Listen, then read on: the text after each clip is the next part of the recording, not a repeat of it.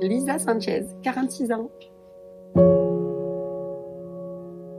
Ça fait 8 ans, le 24 septembre. C'est une amie styliste qui a eu besoin de modèles pour faire des photos pour sa collection et j'ai commencé à poser pour des photographes. Et ça m'a permis de développer ce milieu-là, à me créer un réseau et à connaître la photo jusqu'au moment où j'ai un peu saturé de poser. Ça m'a amené plus rien, j'ai fait le tour et j'ai été touchée par des couchers de soleil, j'ai été touchée par des regards d'enfants parce qu'à l'époque j'étais nounou.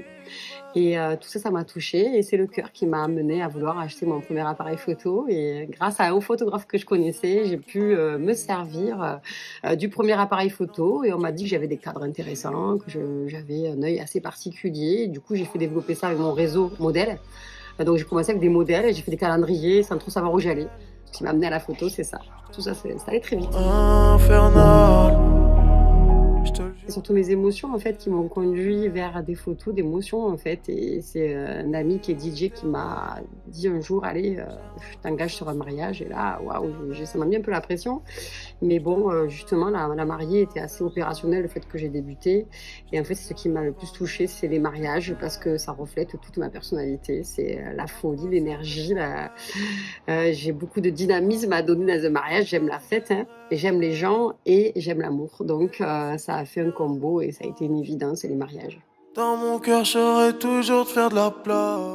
Je suis assez fière de vivre dans cette belle région et les arènes de Nîmes, je trouve qu'elles reflètent bien Nîmes et c'est un beau fond et je suis fière à chaque fois de photographier cet édifice qui est pour moi important. Ouais. Ça m'inspire.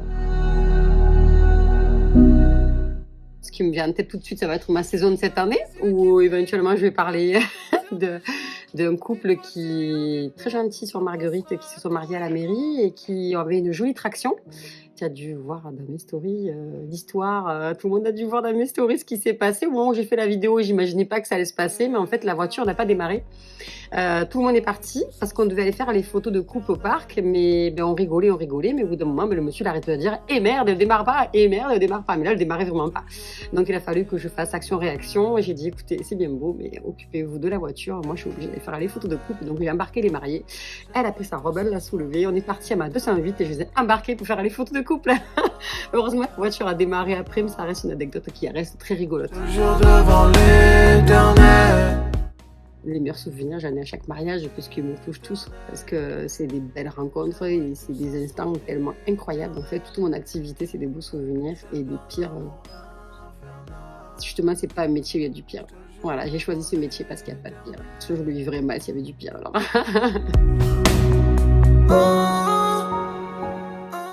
Mon côté humain, vrai, spontané.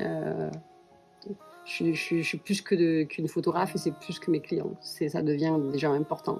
Et rien que ça, ils sont très touchés. Il se crée vraiment une alchimie entre nous qui est... c'est assez évident en fait. Ça se fait tout seul et c'est ce qui explose. Je dirais que c'est encore plus facile puisqu'il y a beaucoup de femmes qui, au niveau des préparatifs, sont moins pudiques et sont plus touchées par ma sensibilité qui est quand même assez extrême pour une femme. Du coup, elles sont plus... c'est les femmes qui m'engagent sur les mariages ou sur les shootings. C'est souvent les femmes qui me démarchent. Donc, elles vont être touchées par ma sensibilité. Les jardins de la Fontaine qui sont très agréables en plein centre-ville. Avoir un jardin comme le jardin de la Fontaine, c'est très agréable où je fais énormément de séances photos là-bas et les arènes. Jamais ça arrivera. Alors, je ne le conçois même pas. Je dis pas que ça m'est pas passé par la tête parce que je vois trop de films, mais je me dis ça arrive que dans les films. Parce que je suis très psychologue. Je ne conçois pas que ça arrive parce que je vois mes mariés en amont. Tellement de fois, je suis très psychologue jusqu'à la dernière minute et je les briefe tellement qu'ils peuvent pas se dire non parce que c'est des vrais amoureux. Voilà. Donc non, c'est interdit, ça arrivera pas. Et en fait, je pense que je serais même pas prête à que ça arrive. Je pense que là, je m'effondre. Non, je crois que je serai plus en vie. Je m'éteins. Je réagirai pas. Quand tes petites mains me C'est pas un secret en fait. Être épanoui, c'est être passionné.